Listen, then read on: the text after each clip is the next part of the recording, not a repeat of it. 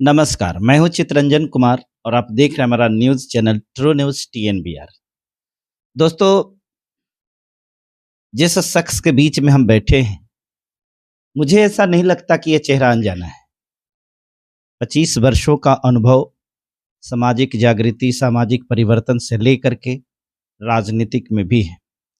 प्रांतीय स्तर के नेता हैं हमारे बीच में माननीय अशोक कुमार प्रियदर्शी जी।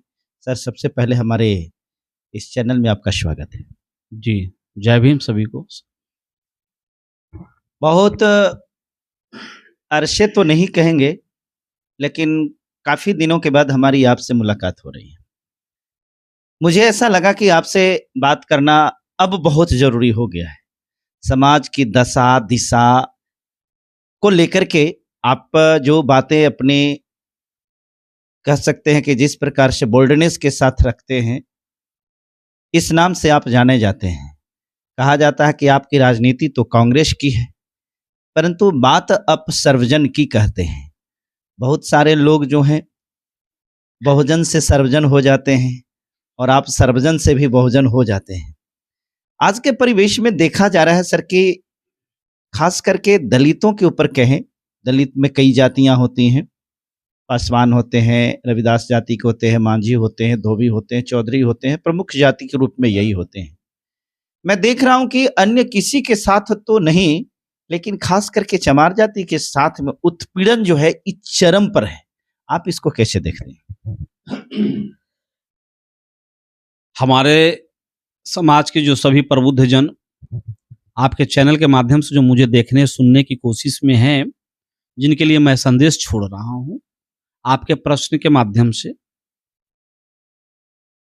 यह गंभीर समस्या है। आपने जैसे मेरा परिचय दिया है उस संदर्भ में मैं बताते हुए चलूं। मैंने कांग्रेस की राजनीति प्रारंभ किया, इसलिए प्रारंभ किया कि कांग्रेस के समय परिवेश परिस्थितियां जो थी वो हमारे अनुकूल थी, समाज के अनुकूल दिख रहा था, इसलिए हमें वहाँ कांग्रेस की राजनीति करनी थी। लेकिन हमारा कसक, मेरा दर्द, मेरी सोच जहाँ से मैंने पैदा लिया, जिस समाज के साथ हमारा जुड़ाव रहा, मेरी प्राथमिकता स्वयं के शरीर होता है और स्वयं का समाज, स्वयं का परिवार होता है। धीरे धीरे धीरे धीरे जो नागरिक शास्त्र की परिभाषा है, व्यक्ति, समूह, साम्राज्य, राष्ट्र, ये बातें आती हैं। तो मैंने स्वयं को पहले सजग किया। स्वयं को सजग करने के बाद में हमें लगा कि मेरा परिवार जो पूरे भारतवर्ष में चमार एक ऐसी जाति है, मैं पूरे मीडिया में मैं गर्व के साथ कहता हूँ कि मैं चमार जाति से हूँ।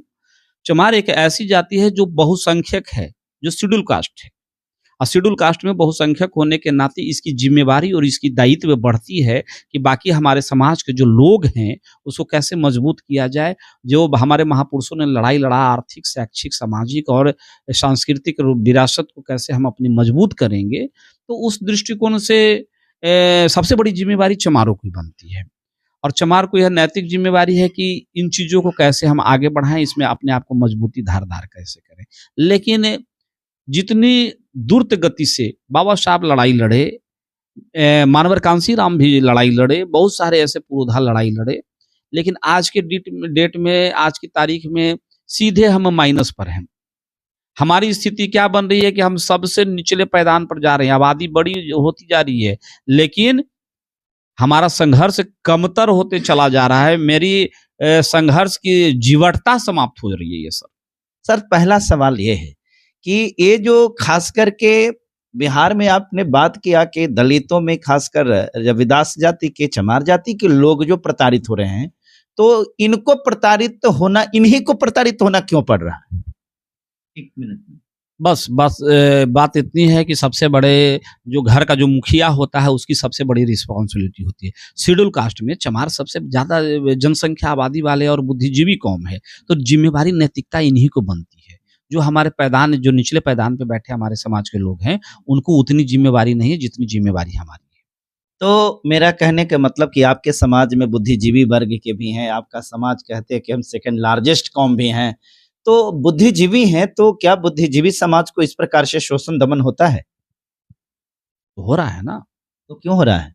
स्वयं की गलतियों के कारण। कौन सी गलती? स्वयं की कौन सी गलती? स्वयं की गलती यह है कि हम यह भूल रहे हैं कि हमारे महापुरुषों ने किस तरीके से संघर्ष किया, उनकी क्या संदेश था। हमारे महापुरुषों ने भिन्न-भिन्न प्रकार के संघर्ष किया है, सामाजिक क्रांति भी किया है जिसमें फूले पेरियार से लेकर के कबीर तक की बात आती है और हमारे पूर्वजों ने खूनी क्रांति भी किया है। तो अब किस क्रांति की बात करें?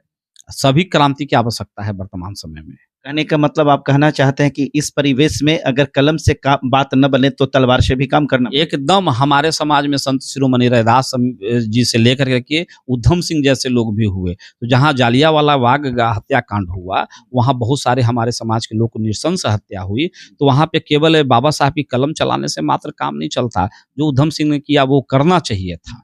आज लोगों का कहना है कि चमार जाति, चमार बिरादरी जो है वो कायर बिरादरी है, ये लड़ाकू नहीं होता। आप क्या कहते हैं? जिनको ये चमार के इतिहास पता नहीं वो निश्चित तौर पर ये बात कर सकते हैं। मुझे हंसी आती है चमार जाति के वीरांगनाओं के बारे में, चमार जाति के योद्धाओं के बारे में अगर कथाएं अगर मैं प्रारंभ करूंगा तो हम समझते हैं कि संक्षिप्त महाभारत की कथाएं छोटी हो जाएगी। ये तो आप इतिहास की बात कर रहे हैं जिसमें भीमा कोरेगांव को भी कहते हैं कि हम 500 महारों ने मिल करके इतने हजार पेशवाओं को काट दिया, परंतु आज तो सब काटे जा रहे हैं, आप ही लोग काटे जा रहे हैं। ऐसा नहीं है। अभी हमारे बीच में जितने भी कोई छोटी-मोटी घटनाएँ वारदात करने की कोशिश की है। सिंपली सवाल का सीधा सीधे जवाब दीजिए कि बिहार में चमारों के लिए राजनीतिक विकल्प कौन है? मनोज भारती को ले लीजिए ना, समता लोक संग्राम दल का वो चुनाव, चमार का बेटा कम से कम हिम्मत तो कर रहा है कि सभी लोकसभा सीटों पर चुनाव लड़ने की हिमाकत कर रहा है।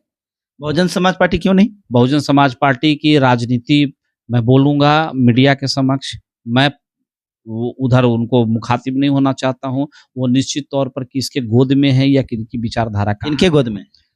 ये तो स्पष्ट है ना कि हाथी नहीं गणेश है, ब्रह्मा विष्णु महेश है, तो किसका गोद है?